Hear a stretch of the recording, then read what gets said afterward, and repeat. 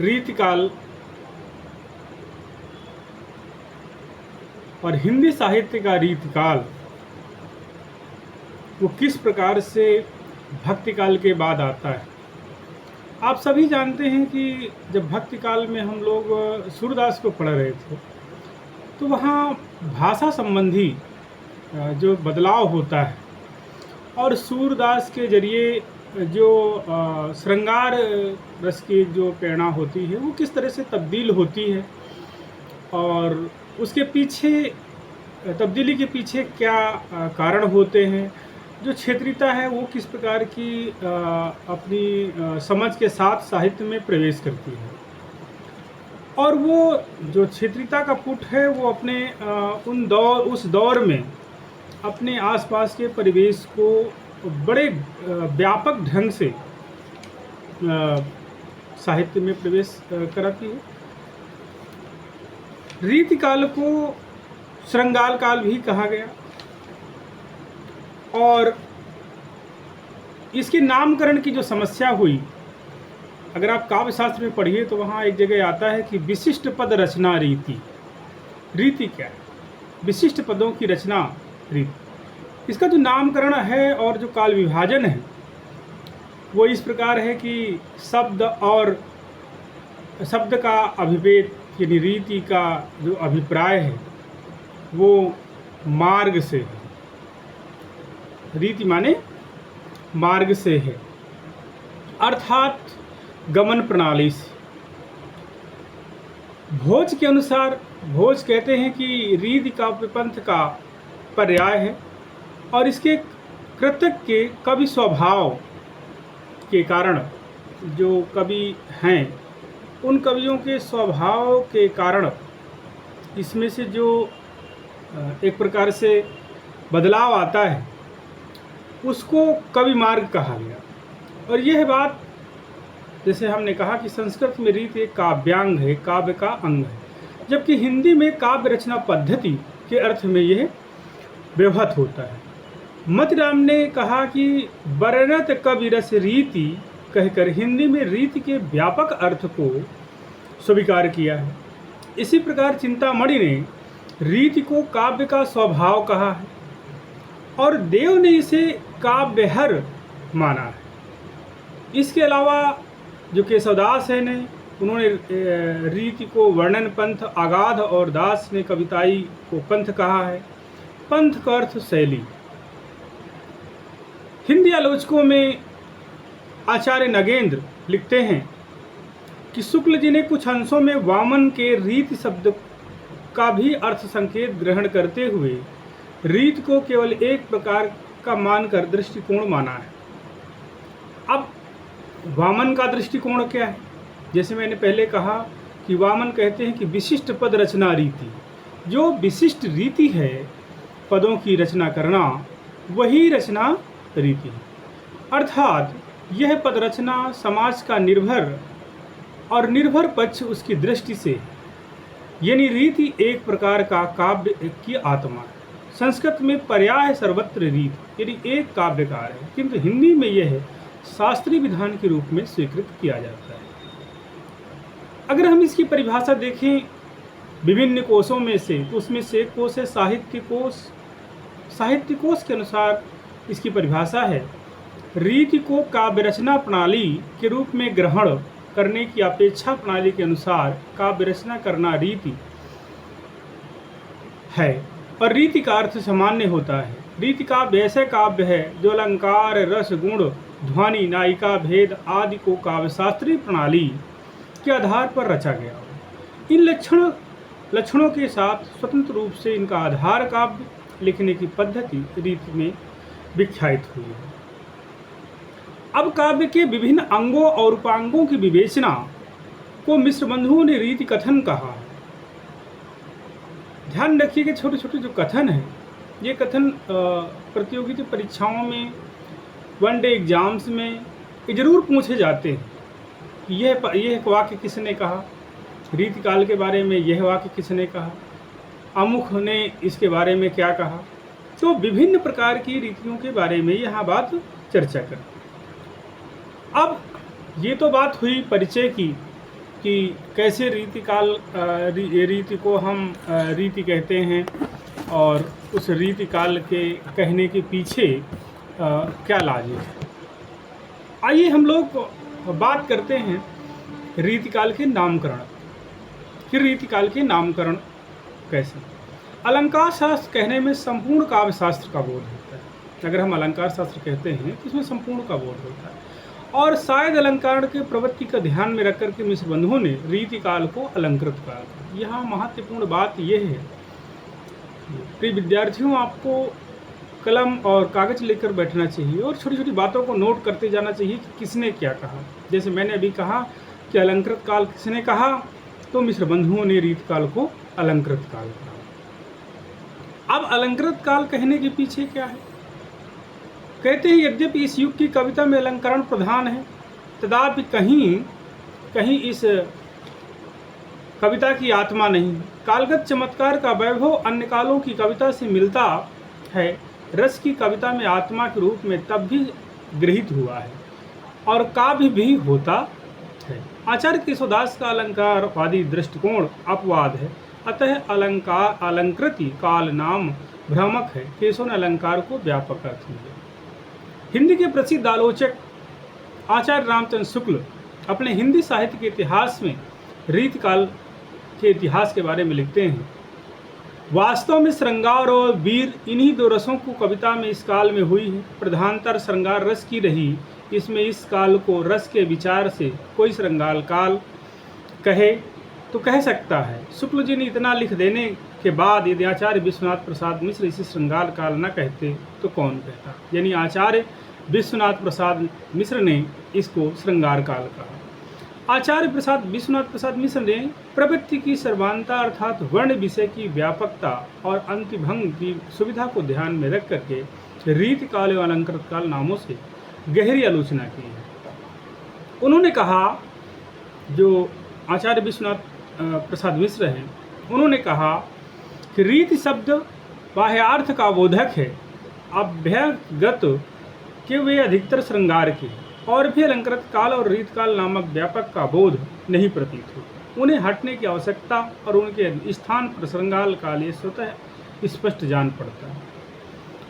अन्य विद्वानों ने जो रीतकाल के बारे में चर्चा की, श्रृंगार काल नाम पर आचार्य अम्बा प्रसाद सुमन की आपत्ति हुई। उन्होंने कहा क्या रीतकाल के कवियों के श्रृंगार दृष्टि से अंगों को ही विषाद विवेचन किया गया। रति नामक स्थायी भाव को आधार मानकर उनके आलम्बन विभाव, उद्दीपन विभाव, अनुभव और संचार भावों के वर्णन आदि विवेचना से ही कवियों की कविताएं लिखी गई हैं।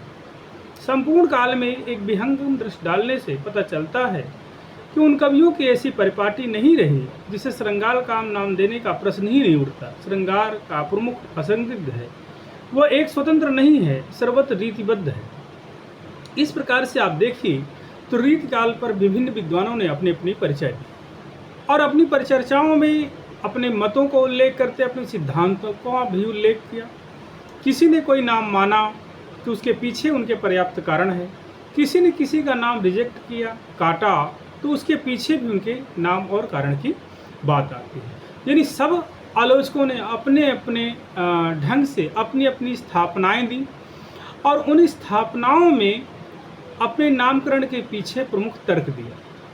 उन तर्कों के पीछे उनकी प्रवृत्तियाँ, रीतकाल का पूरा कथावस्तु, रीतकाल के अंदर जो प्रवृत्तियाँ हो रही हैं उनके अंदर वो चर्चा कर रहे हैं। और जैसे आचार्य शुक्ल ने कहा कि रीतिकाल में हम इनको दो ही रसों का उपयोग किया है ज़्यादातर, एक तो श्रृंगार रस का और दूसरा वीर रस का।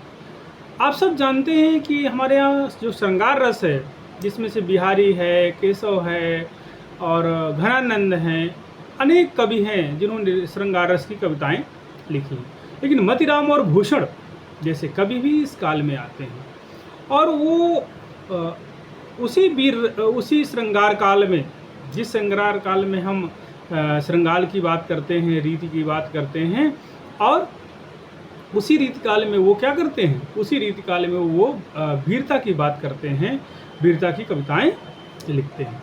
अब प्रश्न उठता है कि रीतिकाल का प्रवर्तक कौन है? हम रीतिकाल को प्रवर्तक किसे माने और प्रवर्तक किन आधारों पर माने, उनकी उसके क्या मापदंड होने चाहिए, क्या उस मापदंड में बातें आनी चाहिए। तो पंडित विश्वनाथ प्रसाद मिश्र ने बिहारी की जो किताब लिखी उसमें भूमिका में एक जगह प्रस्तुत किया कि रीत ग्रंथों को अखंड परंपरा हित तरंगणी के स्वायत्त कृपाराम से 1700 तक चली आई है। हित तरंगणी मुख्य रूप से नायिका भेद का ग्रंथ है। आचार्य राम शुक्ल ने यह स्थापित किया कि हिंदी की रीतिकाल के प्रवर्तक चिंतामणि त्रिपाठी, यानी आचार्य रामचंद्र शुक्ल के अनुसार हिंदी के रीतिकाल के प्रवर्तक आचार्य चिंतामणि त्रिपाठी हैं। हिंदी साहित्य इतिहास में उन्होंने लिखा, इसमें संदेह नहीं है कि काव्य रीति का सम्यक समावेश पहले आचार्य केशव ने किया था। हिंदी में वे रीति ग्रंथों के अविरल और अखंडित परंपरा का प्रवाह केशव की कविप्रिया के प्रायः 50 वर्ष पीछे चला और वह एक भिन्न आदर्श को लेकर के, केशव और आदर्श को लेकर नहीं। हिंदी रीत ग्रंथों की अखंड परंपरा चिंतामणि त्रिपाठी से चली आई, अतः रीतिकाल का आरंभ उन्हीं से मानना चाहिए। काव्य विवेक, कवि कुल्प कल्पतरु और काव्य प्रकाश, उनके 3 रीति ग्रंथ 1700 के आसपास आते हैं। यानी शुक्ल जी इस बात का खंडन करते हैं और शुक्ल जी की बात का खंडन करते हुए प्रसिद्ध इतिहासकार डॉक्टर नागेंद्र लिखते हैं, केशव के पूर्व और केशव के समय से भी चूंकि जनरुचि अनुकूल नहीं थी, इसलिए रीति परंपरा में बल नहीं आ रहा। चिंतामणि के समय तक उसमें जनरुचि का भी बल प्राप्त हो गया। तभी से यह धारा शत सहस्त्रमुखी होकर बहने लगी। अतएव चिंतामणि का महत्व केवल आकस्मिक और संयोगजन्य है। यह एक संयोग मात्र ही है तो था कि उनके समय में जनरुचि भी उनके साथ हो गई।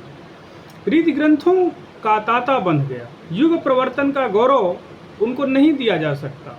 परवर्ती कवियों में किसी ने भी उनके इस रूप में स्मरण नहीं किया। ये गौरव केशव को ही दिया गया और वास्तव में केशव ही इसके अधिकारी थे। अब आप आचार्य केशव को देखिए, आचार्य रामचंद्र शुक्ल को देखिए और आचार्य नागेंद्र को देखिए। तीनों लोगों ने अपने अपने ढंग से अपने अपने प्रवर्तक और उन प्रवर्तकों की मापदंडों की जो स्थापना है, एक दूसरे के पदों को काटते हैं। काटने के पीछे उनके पर्याप्त पद हैं, उनके पर्याप्त कारण हैं। मानने के पीछे अगर कारण है तो काटने के पीछे भी पर्याप्त कारण है। तो ये तो बात हो गई एक प्रकार से रीतिकाल की उद्भव और विकास की, प्रवर्तन की, जो 1700 ईस्वी से 1900 ईस्वी तक चलता है। रीतिकाल की जो समय सीमा है वो क्या है, 1700 ईस्वी से 1900 ईस्वी तक। हम लोगों ने चर्चा किया कि रीतिकाल का नाम कैसे है, रीतिकाल की ओरिजिन कैसी हुई, रीतिकाल को संगार काल किसने कहा, रीतिकाल को कला काल किसने कहा और रीतिकाल को रीतिकाल किसने कहा।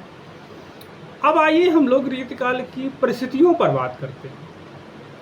जो 1700 ईस्वी के आसपास और 1900 तक जो चला काल, उसमें कैसा स्थिति परिस्थितियाँ। तो अध्ययन की दृष्टि से हम लोग इसको राजनैतिक, सामाजिक, धार्मिक, कलात्मक और साहित्यिक परिस्थितियों का अध्ययन करते कि राजनीतिक स्थितियाँ कैसी थी। अब आप सब जानते हो कि रीतकाल का समय लगभग 200 वर्ष है, 1700 से 1900 तक, और इस काल का प्रारंभ मुगल शासन के चरमोत्कर्ष समय हुआ। इसका अंत भी, अवनति भी पूर्ण विनाश लेखा जोखा है। सम्राट अकबर ने अपने अक्षुण्य नीति द्वारा हिंदू और मुसलमान दोनों को एक सूत्र में बांधने का सफल प्रयास किया। उनके यहाँ शाहकुल नीति चलती थी, सभी धर्मों का आदर करते थे और वो जितना विद्वान उर्दू और फारसी के विद्वान को करते थे उतना हिंदू धर्म के लोगों को भी करते थे। बीरबल जैसा मंत्री भी उनके शासनकाल में था जो घोर हिंदू था।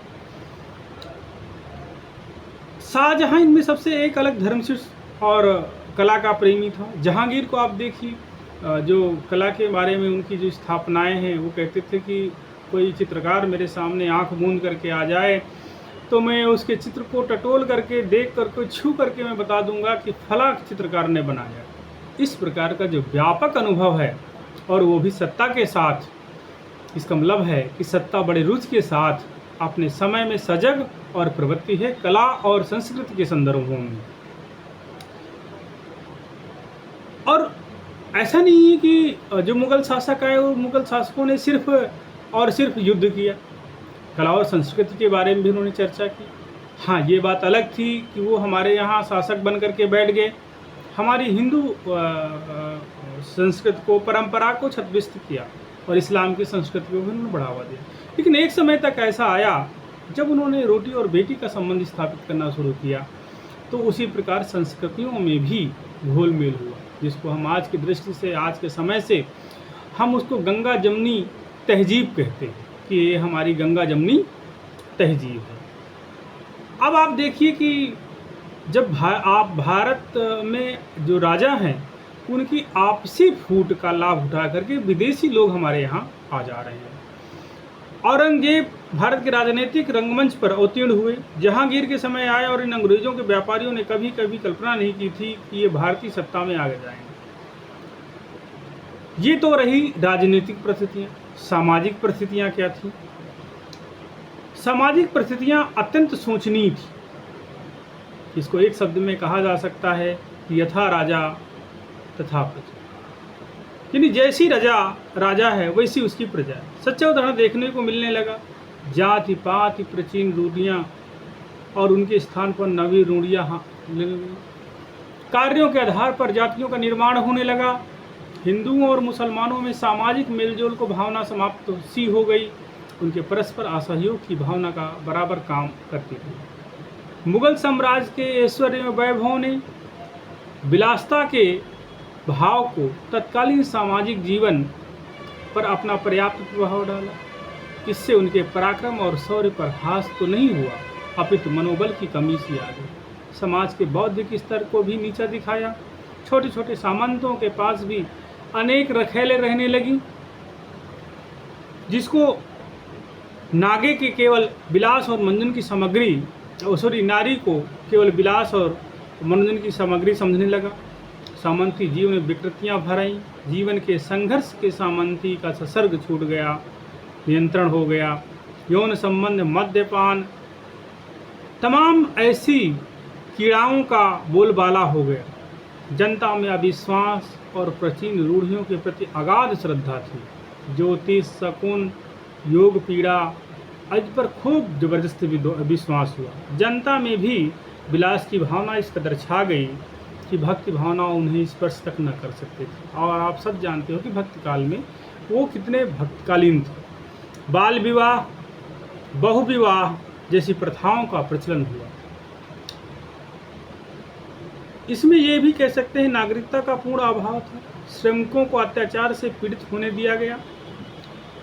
ये जनता ठीक उसी प्रकार की प्रवृत्तियों में आ गई जब वो कहती है को नृप होए हमारे का हानि, चेर छाणी हुई है नहीं रानी। जब इस प्रकार की भावना होने लगी कि भारतीय सभ्यता और संस्कृति अपने रसातल पर चले गए, खुलेआम हिंदू संस्कृति की धज्जियां उड़ाई जाने लगी, मूल्यों का ह्रास हुआ। और उन मूल्यों के ह्रास के पीछे कहीं न कहीं हम भी जिम्मेदार थे, यानी हिंदुस्तान का हर व्यक्ति जिम्मेदार था। हम में उतनी तटस्थता नहीं थी, हम में उतनी दृढ़ इच्छा नहीं थी कि हम अपनी परंपरा को, अपने त्याग को छूएं। बल्कि आक्रांता जो आए अपने धर्म के प्रति कट्टर थे, अपनी संस्कृतियों के प्रति कट्टर थे, लेकिन हम लोग उतने कट्टर नहीं थे। आइए अगली परिस्थिति तरफ चलते हैं, धार्मिक परिस्थिति। जरा देखते हैं कि रीत काल की धार्मिक परिस्थितियां कैसी थी। सब आप जानते हो कि रीत काल में बौद्धिकता उतनी तीव्र नहीं थी जितनी रीति काल में थी, या बौद्धिकता थी भी तो वो एक प्रकार से श्रृंगारिकता में बदल गई थी। किसी भी उदात्त भावना का आविर्भाव नहीं हुआ। ये काल धार्मिक दृष्टि से भक्ति के पराभाव का काल था। अंधविश्वासी रूढ़ियों और आडंबरों ने धर्म का स्थान ग्रहण कर लिया। पंडितों और मुल्लाओं ने सांप्रदायिक भ्रष्ट कथन कह करके जनता को गुमराह करने लगी। भक्ति काल में भक्ति की जो व्यापक और प्रबल लहर तरंगित हुई, श्रृंगार काल में वो विकृत होकर के शिथिल पड़ गई। सूरदास द्वारा प्रतिपादित राधा और कृष्ण के सूक्ष्म उपासना के स्थान पर स्थूल उपासना का महत्व दिया गया। पवित्र एवं भक्ति के स्थान पर लोलुपता और कामुकता प्रधानता कर दी गई। कृष्ण भक्तों के धार्मिक भक्ति का रहस्य ना तो उस काल में कभी समझ पाए और ना अशिक्षित हो पाए। जैसे कहा भी जाता है कि आज के कवि रीझें तो कविताई, नहीं तो राधिका कान्हे सुमिर को बहान। राधा और कृष्ण की आड़ में हम विशेष प्रकार की पदों की रचना करने लगे और सचमुच हम दरबारी होने के कारण, राजाओं के राजाश्रय के होने के कारण हमने क्या किया, हमने राजा को उनकी कामुकता पर बातें लिख करके, दोहे लिख करके, कविताएं लिख करके प्रशस्ति पाली। और उसमें हम नीति के भी दोहे देखते हैं, भक्ति के भी दोहे देखते हैं, श्रृंगार के भी दोहे देखते हैं। आज आप देखिए कि वल्लभ संप्रदाय में जिस प्रकार से गद्दियाँ बनी थीं रसिकता की, वो खत्म हुई। राजभक्ति के विभिन्न संप्रदायों का भी यही स्थिति थी। तो अपने राजाओं के प्रति उतने वफादार हो गए, शायद जितने वफादार हो अपने प्रति खुद भी नहीं थे। राम और कृष्ण, विशेष करके कृष्ण छैल छबीले नायक का चित्रण होने लगा। आदर्श की पूर्ति सीता में भी विलासता और रमणी बना दी। राम भक्ति के अंतर्गत रसिक संप्रदाय ने राम भक्ति में पौरुष के स्थान पर स्त्रीण भाव को जन्म दिया। ये जो भक्ति काल की कि राधा और कृष्ण के बहाने, राम और सीता के बहाने हमने समाज के उस रूप को दिखाना शुरू कर दिया। हमने इतनी कि ये भी नहीं सोचा कि आने वाली पीढ़ियां इसके बारे में क्या कहें। आप सब जानिए बिहारी का दोहा किस प्रकार का है श्रृंगार के बारे में। भले वो नायिका के बारे में फिट बैठता, श्रृंगार की दृष्टि से देखेंगे तो कोई गलत नहीं, लेकिन अगर आप धार्मिकता की दृष्टि से देखेंगे तो वो दोहे खारिज हो जाएंगे। लेकिन हम उसमें कभी बहुरंगी है, कभी अपने विवेक में पारंगत है, और उस पारंगत होने के साथ साथ कभी में इतनी क्षमता है कि वो कहीं न कहीं अपने आप को उन दोहों में, उन नीतियों में और उस प्रकार की रीति में समाहित कर लेता है। कलात्मक परिस्थितियाँ कैसी थी, आइए कलात्मक परिस्थितियों के बारे में जानते हैं। इस काल में परिस्थितियाँ सदृश कला क्षेत्र में थीं। प्रदर्शन की प्रवृत्ति वर्तमान थी। इस क्षेत्र में भी सामंती प्रवेश के कारण वासना मुखर हो गई। मौलिक प्रतिमा के स्थान पर कला के माध्यम से नग्न वासना का चित्रण होने लगा। स्वांतय सुखाय कला के स्थान पर स्वाभिमानय सुखाय की कला प्रतिष्ठित हो गई। तुलसी ने कहा, स्वांतय सुखाय रघुनाथ है गाथा। मैं अपने सुख के लिए रघुनाथ की गाथा लिख रहा हूँ, मैं अपने सुख के लिए रघुनाथ की कथा लिख रहा हूँ। लेकिन हमने क्या किया, हमने क्या कहा, स्वाभिमानय सुखाय। अगर हमारा स्वाभिमान बचा रहेगा वही हमारे लिए अच्छा है, और हमने स्वाभिमान की बात की। इस प्रकार से नायक नायिकाओं में परस्पर प्रतिबद्धता और इस काल की कला के अनुरूप वासना का प्रबंध कृष्ण और राधा के नग्न और अश्लील चित्र अंकित किए गए। शिव और पार्वती को भी नहीं छोड़ा गया। संगीत कला के माध्यम से उपयोगिता यहाँ तक बढ़ गई कि श्रृंगारकालीन कवि और संगीतज्ञ दोनों एक ही दशा में बहने लगे। दोनों ही आश्रयों दाताओं की रुचि पर थे, अतः दोनों के ही उस प्रसन्नता के लिए श्रृंगार परक और कला प्रधान चमत्कारवादिता अपनानी पड़ी। यानी जैसा हमारा राजा चाहेगा वैसा हम काव्य लिखने पर होगा। कवि का यह रूप नहीं होता, कवि का यह ईमान नहीं होता कि वो जैसे राजा चाहे वैसे करे।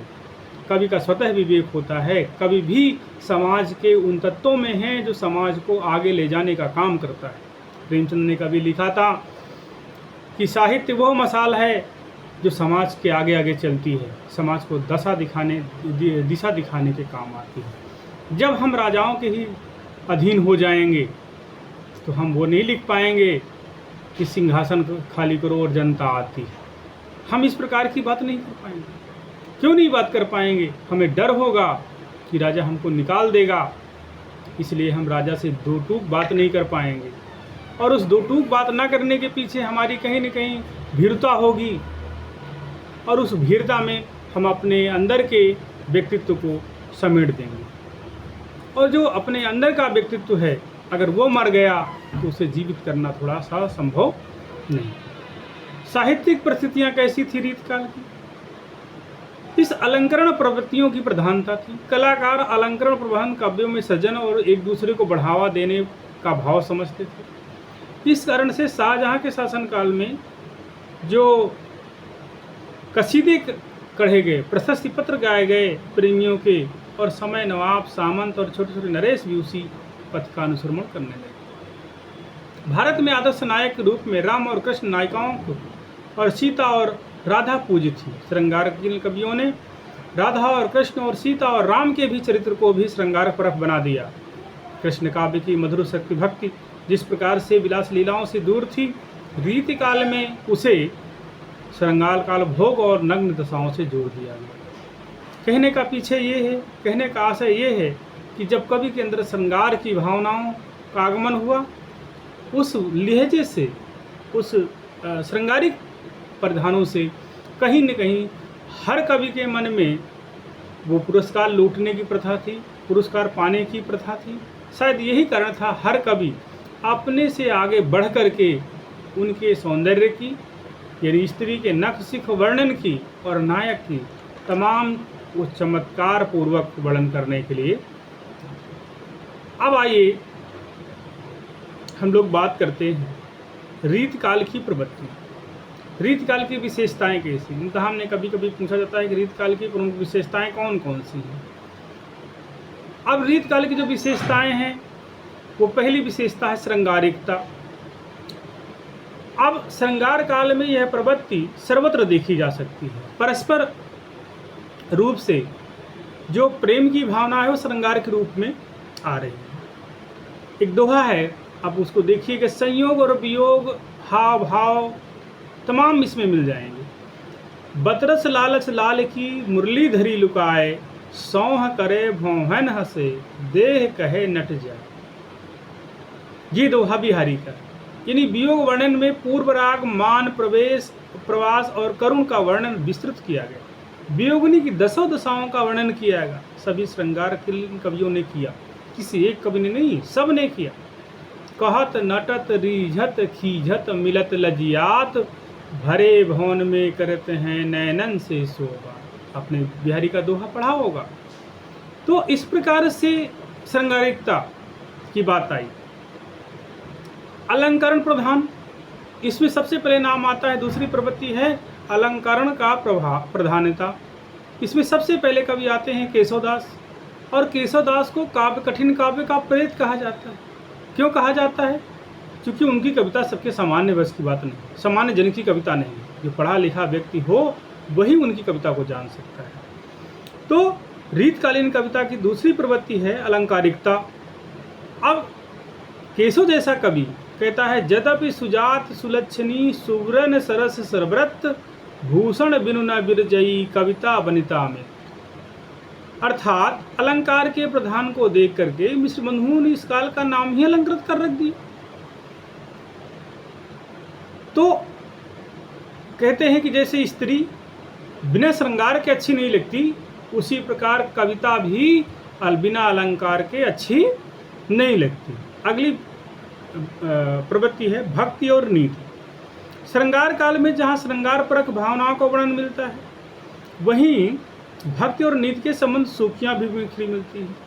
बिहारी का एक दोहा है, आप सब लोगों ने पढ़ा होगा, कि जब वो नई नई शादी करके आए तो अपनी पत्नी के प्रेम में इतना विह्वल हो गए कि महीनों महीनों तक राजकाज में नहीं बैठते थे। तो बिहारी ने एक चिट भेजी और चिट में लिखा, नहीं पराग नहीं मधु नहीं बिकस्यों यही काल, अली कली में यों बंध्यो आगे कौन हवा।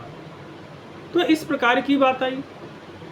जैसे वो लिखते हैं, रीझें सुकवि जो तो जानो कविताई, ना तुम राधिका कन्हाई सुमरन को बहाना। अगर उनके आश्रयदाता उनको पसंद कर लेते हैं तो इससे बड़ा कोई दूसरा नहीं चले। अगली विशेषता है मुक्तक शैली की प्रधानता। रीतकाल के कवियों में मूल उद्देश्य अपने आश्रयदाताओं को संतुष्ट करना था। ऐसी स्थिति में मुक्तक शैली अधिक उपयुक्त थी। रीति काव्य के लिए जिस प्रकार की एक रसता और धैर्य की आवश्यकता थी, उन कवियों में वो पहले से सुरक्षित थी। अब जब ये बात हो गई, ब्रजभाषा की प्रधानता है अगला कवि, और जो सबसे जो बड़ी बात है वो ये है नारी का प्रेमिका स्वरूप। रीतकाल में नारी को भोग्या के रूप में दिखाया गया, और नारी के बारे में चाहे घृणन ने लिखा, सुजान के बारे में लिखा, बिहारी लिखा, तो सामाजिक रूप न दे करके प्रेमिका का स्वरूप दिया गया।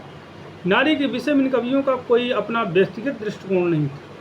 जो राजा को देखते थे, जो अपने आश्रयदाताओं को देखते थे, जैसा देखते थे वैसा वो कविता में लिखते थे।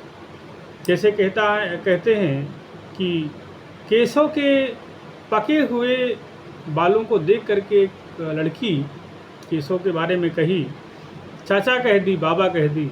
यह बात केशव को बड़ी बुरी लगी। और आज भी आप सब जानते हो, अगर किसी को चाचा कह दीजिए, उम्र से थोड़ा सा छोटा हो, तो उसको लगता है मैं इतना बूढ़ा तो नहीं हूँ कि लोग मुझे चाचा कहें। जैसे आप देखिए कि शहरी संस्कृति में किसी को आप आंटी कह दीजिए तो बड़ा बुरा मानते हैं, उनको भाभी कहिए, खुश रहेंगे। और ग्रामीण संस्कृति में किसी को आप भाभी कह दीजिए तो लोग बुरा मानते हैं, आंटी कहिए। यानी सिंपल बात है। तो केशव ने क्या कहा उसके बारे में? केशव केसनी अस करी जस अरिन न करहूँ, चंद्रवदन सुलोच मृगलोचनी बाबा कह जाए। यानी वो बाबा कह गई। अगली प्रवृत्ति है लक्षण ग्रंथों की प्रधानता। जो लक्षण ग्रंथ हैं वो किस प्रकार की प्रधानता, जिसमें रीति सिद्ध कवि आए, रीतिबद्ध कवि आए, वीर रस की कविता हुई, उद्दीपन के रूप में प्रकृति को साथ लिया गया है ना। जैसे नायक नायिका साथ में है, बादल गरज रहा है, बिजली बरस रही है, घड़घड़ाहट हो रही, तो नायिका को बड़ा डर लग रहा है, नायक उसको समझा रहा है कुछ दिन बाद खत्म हो जाएगा। और वियोग बड़ा दाहकारी है। मनोवैज्ञानिकता भी इसमें है। नारी पुरुष के जो संबंध हैं वो काव्य शास्त्रीय और मनोवैज्ञानिक के साथ आते हैं। जैसे चिंतामणि का एक दोहा है, आँखिन मूंदब के मिस अति अचानक, पीऊ उरोज लगावे, केहू कह मुस्काए चितय, अंगरय अनूप अंग दिखावे, नाय हुछल सो छतियाँ हरिभों, चढ़ाए आनंद बढ़ावे, जीवन के मद मत लियो, हित सो पाति को नित चित चुराओ। तो इस प्रकार की मनोवैज्ञानिकता भी साथ में है। कवियों का दोहरा व्यक्तित्व है। समाज में व्यक्तित्व कुछ दूसरा है और उनका पर्सनल व्यक्तित्व कुछ दूसरा है। इस प्रकार से वो रीतकाल की प्रवृत्तियाँ, जीवन दर्शन की बातें होती हैं। और उस जीवन दर्शन की बातें होने के साथ साथ श्रृंगार काल में रीति ग्रंथों की जो परंपरा आई। अब यहाँ पर हम लोग एक बात और जान लेते हैं कि रीतिकाल जो है वो रीतिकाल को मुख्यतः 3 भागों में बांटा गया। पहला रीति सिद्ध, दूसरा रीतिबद्ध और तीसरा रीति मुक्त। रीति सिद्ध कौन कवि थे? जिन्होंने संस्कृत या व्याकरण रचना लिखा और कविता भी उस प्रकार की जिसमें से ये बताया गया कि ऐसी रचना करनी चाहिए। रीति सिद्ध कौन थे? जिन्होंने कोई व्याकरण नहीं लिखा, लेकिन रीति सिद्ध कवियों ने जो व्याकरण लिखा उस पर उसी के अनुरूप कविता लिख करके दिखा दिया। तीसरे कवि थे रीति मुक्त। उन्होंने ना कविता लिखी उस प्रकार की और ना उन्होंने उनके व्याकरण को माना, वो अलग रहे, इसीलिए इनको रीति मुक्त कहते हैं। रीति सिद्ध में आचार्य चिंतामणि, केशव ऐसे लोग हैं। रीति सिद्ध में बिहारी और रीति मुक्त में घृणानंद जैसे कवि। अब आइए हम लोग एक एक धारा की बात करते हैं। रीतिबद्ध कवियों की जो सामान्य प्रवृत्तियां थीं वो क्या थीं?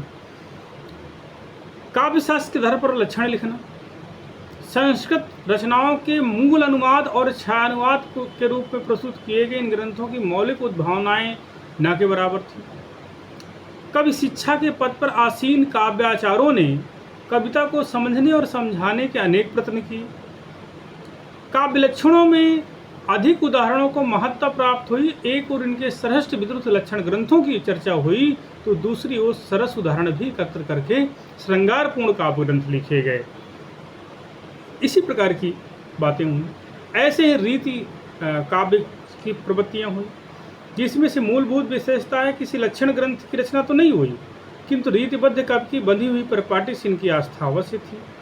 तो इस प्रकार से हम लोग रीतकाल की प्रवृत्तियाँ और रीतकाल के बारे में, रीति मुक्ति की जो सामान्य प्रवृत्तियाँ हैं वो हमने चर्चा किया, तो कि उनकी परंपरा को न मानना और न उनकी तरह कविता लिखना। अब आइए हम लोग रीति सिद्ध कवियों के अंतर्गत जो प्रमुख कवि हैं उनके बारे में चर्चा। रीतकाल के प्रमुख कवि केशवदास और उनकी कविता वो अपनी कविता के बारे में लिखते हैं, जतपि सुजात सुलक्षणी सुबरन सुरस सुब्रत भूषण बिनु न बिरजई कविता बनिता मित्र। कि जिस प्रकार से स्त्री को पहना करके उड़ा करके अच्छा लगता है, उसी प्रकार कविता भी अलंकारों के पहनावे उढ़ावे से अच्छी लगती है, सादी सादी कविता अच्छी नहीं लगती। और केशवदास ने दो रूप से लिखा, मुक्तक और प्रबंध। रसिक प्रिया, काव्य प्रकार, जो रामचंद्रिका, इस प्रकार से उन्होंने अपनी रचनाएं हैं। दूसरे कवि हैं चिंतामणि। आचार्य रामचंद्र ने चिंतामणि को रीतकाल का प्रवर्तक माना, ये हम लोगों ने आरंभ में चर्चा किया था। चिंतामणि नागपुर के सूरवंशी भोसला मकरंद शाह के आश्रित कवि थे और काव्य विवेक, कविकुल, कर्तरु, काव्य प्रकाश, छंद विचार आदि रचनाओं लिखा। इनकी रचनाओं से प्रसिद्ध मुक्त होकर के मुगल सम्राट शाहजहां ने इन्हें पुरस्कार भी दिया। इसी प्रकार मतिराम मिश्र त्रिपाठी बंधुओं में आचार्य दृष्टि से मतिराम का नाम प्रमुख आया जाता है। ललित ललाम, रसराज, फूल मंजरी, छंद सागर, पिंगल, मतिराम, साहित्यसार, लक्षण ग्रंथ, अनेक प्रकार की रचनाएं लिखी। मतिराम के बारे में कहा जाता है कि सच्चे कवि हृदय थे। इनके समय की प्रथा के अनुसार रीत से बंधी लकीरों से हट करके स्वाभाविक और सच्ची अनुभूति के भाव को लिखने वाले कवि थे। और भूषण, जो आचार्य शुक्ल के बड़े प्रिय कवि माने जाते हैं, कहा जाता है राजा छत्रसाल ने इनकी पालकी पर कंधा दिया था।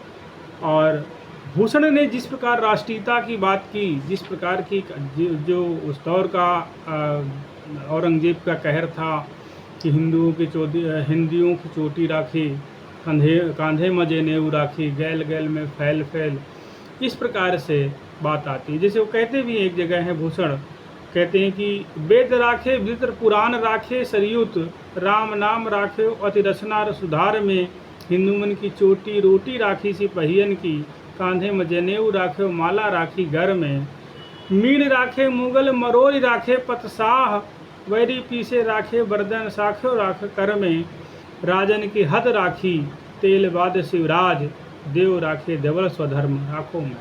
तो इस प्रकार की भी वो बात करते हैं। और जो ब्रज भाषा का काव्य पोषण है, वो कहते हैं कि सुख दुख में एक सम, तन मन बचनी प्रीत, सजहि बढ़े हित चित नयो, जहाँ सुमेम करती। तो जो सुख दुख में जिस भाषा को हम अपने ढंग से, अपने समृद्धपन से हम जिसको याद कर लेते हैं, जो हमारे बहुत नज़दीक है। सबसे बड़े कवि आते हैं आचार्य भिखारी, जो प्रतापगढ़ के पास उनका गांव है टयोगा, वहाँ पर है। और इनकी रचनाओं में काव्य निर्माण ग्रंथ है, छंद है, रस है, अलंकार है, इस प्रकार की ये। जैसे इनकी कविता की एक वानगी आप देखिए, तो नैनन को तरसाए कहाँ लो, कह लो हियो बिरहते तेग, एक घड़ी ना कहूँ कल पे, कहाँ लगी प्राणन का कलेप, आवे यही सो विचार राखी, चल सीता हूँ के घर जाए, प्राण घटे तो कह घटे, प्रणप को देखें पाए। अगले कवि हैं पद्माकर, बहुत प्रसिद्ध कवि और बहुत बड़े मोहक और जनता के बड़े मनहर कवि हैं।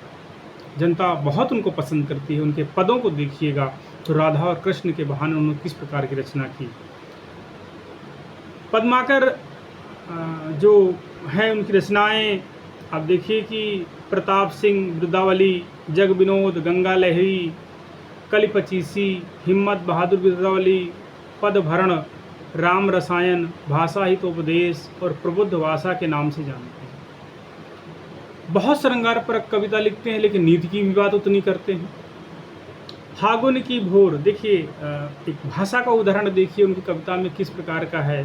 फागुन की भोर अभीरन में गई गोविंद ले भीतर गोरी, फागुन की भोर अभीरन में गई गोविंद ले गई भीतर गोरी, भरी भाई करी मन का पद्माकर ऊपर नाई अबीर की छोरी, झोरी छीन पितंबर कमर सो विदा, दई बितऊ कपूलन रोरी, नैन नचाए कहे मुस्काए लला फिर खेलन अयो हो। ये होली के समय का, फागुन के समय का पद है, लिखते हैं। ये हमारे रीति सिद्ध कवि थे, बद्ध कवि थे, रीति सिद्ध कवि थे। रीति बिद्ध कवि बिहारी के बारे में आप जानते हो। सतसैया के दोहरे नाविक जो दोहरे नाविक के तीर, देखन में छोटे लगे घाव करत गंभीर। और इनकी जो बड़ी रचना है वो बिहारी सतसई, जिसमें 713 दोहे हैं। और कहा जाता है कि बिहारी ने गागर में सागर भर दिया। तो गागर में सागर भरना यानी छोटे छोटे शब्दों में बड़ी बड़ी बात करना, बड़े बड़े ढंग से उन्होंने भाव प्रधान रचनाएं की। जैसे एक पद है उनका कि नाक मोर सीबी करे, जिते छबीले छैल, फिर भूल कहूँ जो प्योलो ककरीली गए। बिहारी ने अपनी कल्पना की शक्ति से जैसे ईश्वर को उन्होंने याद किया कि मेरी भव बाधा हरो, राधा नागर सोए, जा तन की झाई पड़े, श्याम हरि दुखी हो। इसी प्रकार वो कहते हैं कि बिहारी के बाद जो एक बात आती है कि वो कहते हैं कि कहे यह श्रुतमत यह सयाने लोग, तीन दनावत निकसही राजा पातक रोग। कि अगर ये इनसे टेढ़ापन नहीं होना चाहिए, इनसे किसी प्रकार की वैराग्य की बात नहीं करनी चाहिए, नहीं तो ये बड़े टेढ़े होते हैं, राजा और पातक और रोग, ये किसी को छोड़ने वाले नहीं। रीति मुक्ति कवि घनानंद, आप सब घनानंद के बारे में जानते हो कि नादिर शाह आक्रमण हुआ और ये मोहम्मद शाह रंगीले के दरबार में थे। इनकी प्रेमिका थी सुजान, बहुत अच्छा गाते थे। तो किसी ने राजा से ये बता दिया कि घनानंद बहुत अच्छा गाते हैं, राजा का दरबार सजा हुआ था। तो राजा ने कहा कि घनानंद आज कुछ सुनाइए। तो घनानंद मना कर गए कि हम नहीं गाएंगे, हमको गाना नहीं आता है। लोगों ने कहा महाराज आप इनकी प्रेमिका से कहलाइए, प्रेमिका जब कह देगी तो ये गा देंगे। और आप सब जानते हो कि हमारे जीवन में प्रेमिकाओं का क्या स्थान है। माँ बाप कुछ कहते रहे कोई फ़र्क नहीं पड़ता, लेकिन प्रेमिका कह दे वो जरूर हो जाएगा। सुजान ने कहा, आग्रह किया कि गा दीजिए, और सुजान की बात को घनानंद टाल न सके। गलती सिर्फ इतनी हो गई कि राजा साहब की तरफ पीठ करके, सुजान की तरफ मुंह करके मोहम्मद घनानंद ने गाना गाया। और सुजान वेश्या थी, वेश्या से इनको प्रेम हो गया था। राजा गाना सुनकर बहुत खुश हुआ, लेकिन जितना खुश हुआ उससे ज़्यादा दुखी हुआ और घनानंद को अपने राज्य से निकाल दिया। जब घनानंद निकाल दिया घनानंद को, तो घनानंद सुजान को अपने साथ चलने के लिए कहा, लेकिन वेश्या तो वेश्या, वो जाने से मना कर दिया। यहीं से घनानंद का वियोग शुरू हो गया और घनानंद वृंदावन के जंगलों में घूमते फिरते रहे और उन्होंने सुजान सागर नाम से रचना लिखी। सुजान सुजान सुजान, सुजान के 3 अर्थ, एक स्वयं को जानने वाला, दूसरा सुजान चतुर, और तीसरा सुजान उनकी प्रेमिका। तो इस प्रकार से घनानंद ने सुजान सागर, बिरह लीला, कोकसार, रसकेल बली, कृपाकांड, तमाम ऐसी रचनाओं की ये रचना की और उसमें बताया कि जो प्रेम की अभिव्यक्ति है वो किस प्रकार से है। आइए उनके पदों की बात करते हैं, उनके पद किस प्रकार से हैं। वो कहते हैं, अति सूधो स्नेह को मार्ग है, अकु नैन में शयन पुन बांक नहीं, तह साँच चले तच आपन को, झिझके कपाटी जो निशांक नहीं। घनानंद प्यारे सुजान सुनो, ये एक तो दूसरे को आंक नहीं। तुम कौन से पाटी पढ़े हो लाला, मन ले हो पर देह को छटाक नहीं। तुम कौन सी विद्या पढ़ के आए हो, कौन सी पाटी पढ़ कर के आए हो कि लेने का तो मन भर है, लेकिन देने के लिए छटाक भर तुम्हारे पास नहीं है। फिर वो इस प्रकार से बात करते हैं, है ना। आगे एक दूसरे कवि हैं रसखान। रसखान के दोहे आप जरूर ने पढ़ा होगा, और कृष्ण के बारे में वो कहते हैं, क्या लिखते हैं। प्रेम वाटिका में रसखान ने लिखा, देख गदर हित साहिब दिल्ली नगर मसान, छिनक बाद सवास की उसक और रसखान, प्रेम निकेतन नहीं बने हैं आए गोवर्धन धाम, लीनो सरनचित जहि के जुगल रूप ललाम। ये कृष्ण के अनन्य भक्त थे, और उन्होंने एक पद इनका बहुत प्रसिद्ध है, अगर आप लोगों ने सुना होगा छोटी कक्षाओं में।